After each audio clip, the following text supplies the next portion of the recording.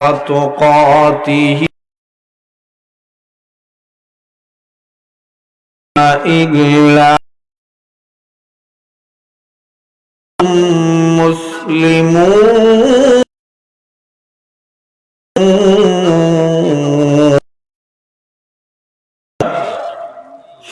আমার আল্লাহ রব্বুল আলামিন ডাক দিয়া বলেন এর আগে আত্মসমর্পণ তোরের ভিতরে ঢুকা এ বান্দা আগে আগে যদি ঈমান আল্লাহ ডাক দিয়া বলেন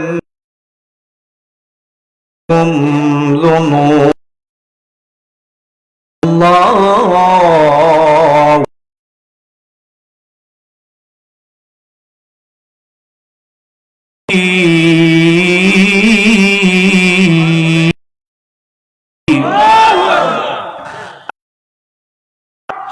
তুই গুনাহ করে ফেলছিস তাই না, টেনশন করিস না, চিন্তা করিস না, আমি আল্লাহর কাছে তওবা করতে দেরি হবে।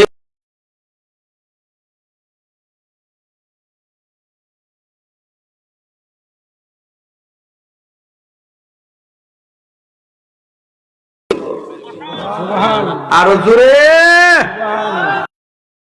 গুনাহগার পাপিষ্ট নাফরমান গুনাহগার হাতে পায়ে ধরতে থাকবে, ও ফেরেশতা দয়া করে আমার একটু গুনাহ কাইটা দে। ফেরেশতারা ডাক দিয়া বলবে এই দেখো খাতা, এই দেখো কলম, এই কোনো কালি নেই, এই খাতার ভিতরে লেখার মতো আর কোনো জায়গা নেই। মালাকুল মউত আজরাইল আইসা তুমি বান্দার রূহ ওই পাপিষ্ট নাফরমান গুনাহগার তরথর করে কাঁপতে থাকবে আর চিন্তা করতে থাকবে হায় হায় কেন গুনাহগুলি করেছিলাম, আর এই আমাকে আজকে এইভাবে রুহু ভাই পরে কবরটা ৯৯টা সাপের গর্ত হবে, এই কবরের আগুনের বিছানা বিছায় দেওয়া হবে। কাঁপতে থাকবে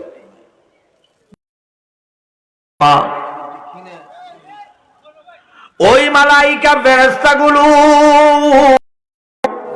ডাক দিয়া বলবে বান্দা অল্প সময় পর মালাকুল মউত আজরাইল আইসা তোর রূহটা বাগির করে নিয়ে যাবে।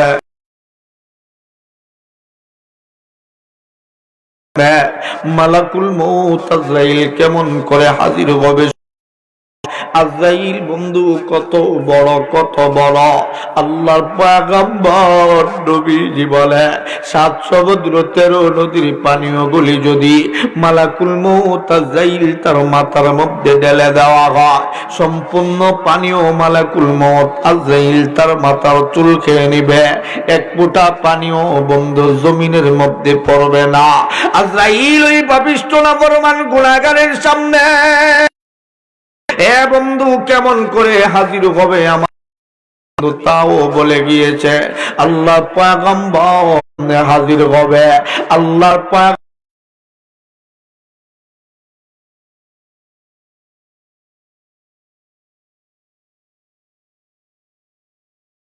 দুর্গন্ধযুক্ত একটা পোশাক আমার আল্লাহ আজরাইলকে বন্ধ পরায়া দিবে।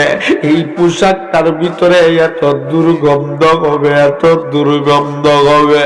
আল্লাহর পয়গম্বর নবীজি বলে এই দুর্গন্ধ যদি ওই সক্রাতরত অবস্থায় ওই লোকটা ব্যতীত দুনিয়ার মধ্যে ছেড়ে দেওয়া হইত, এই দুর্গন্ধের কারণে প্রত্যেকটা মানুষ নাক বন্ধ হইয়া অক্সিজেন নষ্ট হইয়া ওই মানুষগুলো বন্ধু মারা যাইত। ওই পাপিষ্ট নাফরমান গুনাহগারের সামনে আজরাইল বন্ধু কেমন করে হাজির হবে? আল্লাহর পয়গম্বর নবীজি বলে তার মাথার চুলগুলো কেমন হবে? আবার নবী তাও বলেছে উম্মত রে গুনাহ করিস না, কষ্ট সহ্য করতে পারবি না। আমার দয়ার নবী কেমন নবী রে, আমার দয়ার আল্লাহ কেমন আল্লাহ রে। আমার নবী হাদিস বলেন আর চোখের পানি বলে কান্দেন আল্লাহর পয়গম্বর আমার নবী ডাক দিয়া বলেন, আজরাইল তার মাথার চুলগুলো কেমন হবে? নবীজি বলেন, চুলগুলো কুকরানো আর ফিকরানো হবে, এক একটা তারের মতো চুলগুলো হবে, দাঁড়ায়া দাঁড়ায়া চুলগুলো থাকবে। মালাকুল মউত আজরাইল তার কপালটা কেমন নিয়া ওই পাপিষ্ঠ নাফরমান গুনাহগারের সামনে আইসা হাজির হবে। তার কপালের মধ্যে বড় বড় ফাটা ফাটা দাগ হবে। মালাকুল মউত আজরাইল তার বন্ধু দুইটা চক্ষু কেবল হবে। আমার নবীজি বলেন, অগ্নিগিরির মতো চক্ষু হবে। হে বন্ধু, চক্ষু দিয়া আগুনের ফুলকি বাগিরে হতে থাকবে। শুধু তাই না, মালাকুল মউত আজরাইল তার বন্ধু কান কেমন হবে? নবীজি বলেন, হাতির কানের মতো করে খোলার মতো ভয়ঙ্কর দুটি কান হবে। মালাকুল মউত আজরাইল, হে বন্ধু, তার নাকটা কেমন হবে? আবার নবী তাও বলে গিয়েছেন, নাকটা হাতির ফুলের মতো নাকটা লম্বা হবে। মাটি দিয়া চেঁচায়া চেঁচায়া আসতে থাকবে, শ্বাস শ্বাস শব্দ করতে থাকবে।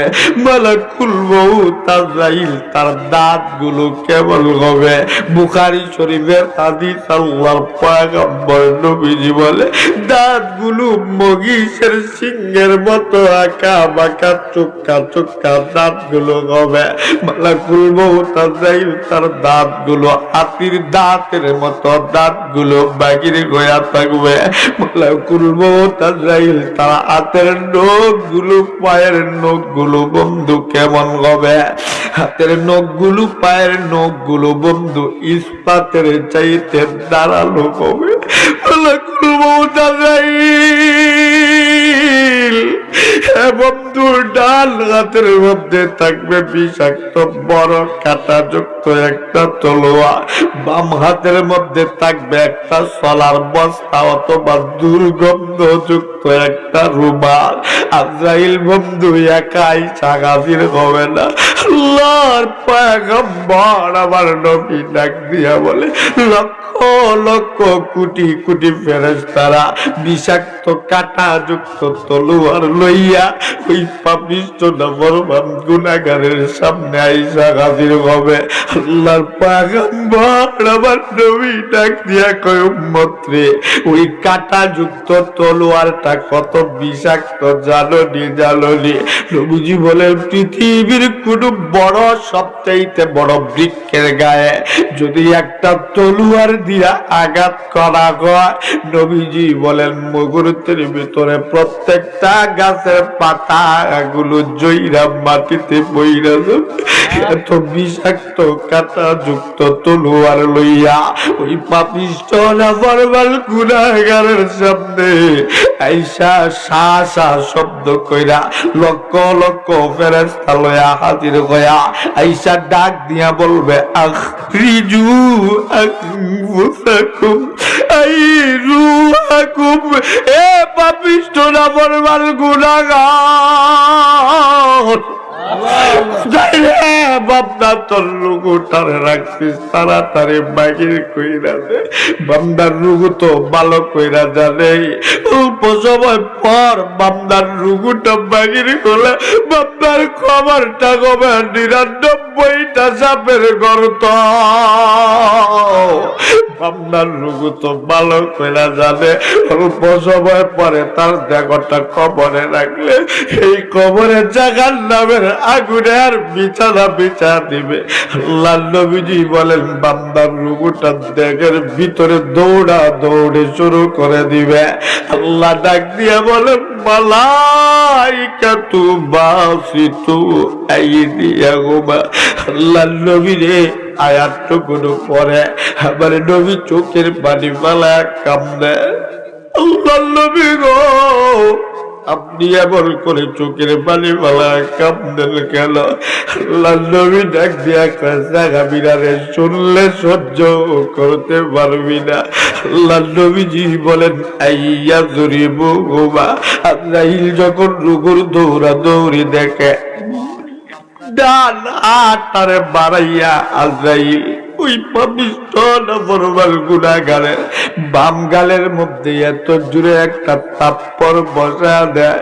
আল্লাহর নবী ডাক দিয়া বলে, বাম গাল ভাঙ্গিয়া ডান দিক দিয়া চইলা যায়। এরপরেও বান্দার রুগুটা বাগির হইতে চায় না। বান্দার রুগুটা ডেকের ভিতরে দৌড়াইতে থাকে। আল্লাহর পয়গম্বর আমার নবী ডাক দিয়া কই, উম্মত রে, গুনাহ করিস না। ওই পাপিষ্ঠ নাফরমান গুনাহগারের লক্ষ লক্ষ কোটি কোটি ফেরেশতারা বিষাক্ত কাঁটা যুক্ত তলোয়ার দিয়া প্রত্যেকটা পজবের গুড়ালির ভিতর দিয়া ওই পাপিষ্ঠ নাফরমান গুনাহগারের এত জুড়ে জুড়ে বন্ধু আঘাত করতে থাকবে। আল্লাহর নবী ডাক দিয়া কয়, উম্মত রে, ওই পাপিষ্ঠ নাফরমান গুনাহগারের কেবল কষ্ট হবে জাননি। নবীজি বলেন, জানতে যদি চাও, বুঝতে যদি চাও, ঝুলন্ত অবস্থায় যদি একটা ছাগলকে রাইখা দেওয়া হয়, আর ওই ছাগলের দেহের ভিতরে যদি প্রাণ থাকে, আর তার চামড়া যদি টাইনা ছিলা হয়, ওই ছাগলটা যেমন চটপটি আর কষ্ট পাবে, তার চাইতেও লক্ষ কোটি কোটি গুণ বেশি কষ্ট ওই পাপিষ্ঠ নাফরমান গুনাহগারের হইতে থাকবে। চিল্লায়া বলেন নাউযুবিল্লাহ। গুনাহ করবি না কারা কারা? নামাজ ছাড়বি না, সুদ খাইবি না কারা কারা? একবার ইমানি আওয়াজের দাড়ি ছাড়বি না কারা কারা? আমার আল্লাহরে ডাক দে না, বলো না আল্লাহ। একটা জবান বন্ধ রাখো না, ডাক দাও, বলো আল্লাহ। আবারও ডাক দাও, বলো আল্লাহ। আল্লাহ আজকের মাহফিলে আইসা যারা চোখের পানি ফেলায় কান্দে, আচ্ছা আচ্ছা, সময় তো শেষ। আর নামাজের আজান হবে, আজান পড়লে নামাজে যাবো তো ইনশাআল্লাহ। আর কোনোদিন আসলে ইনশাআল্লাহ মৃত্যুর যন্ত্রণা আপনাদেরকে আলোচনা শোনাবো ইনশাআল্লাহ।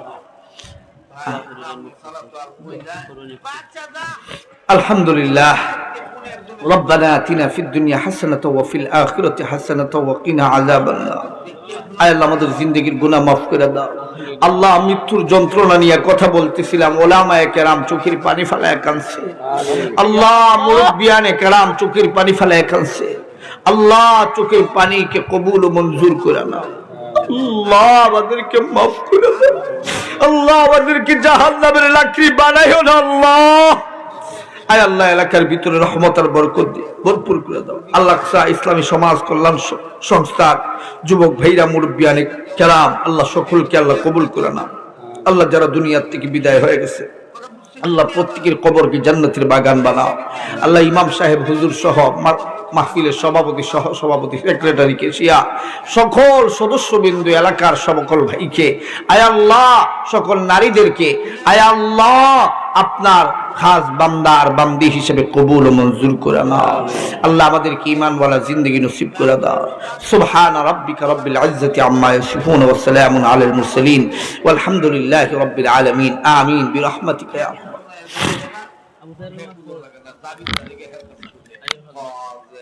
টাকাটা দিলে না, আসলে তো পাবোই টাকা, কথা ঠিক।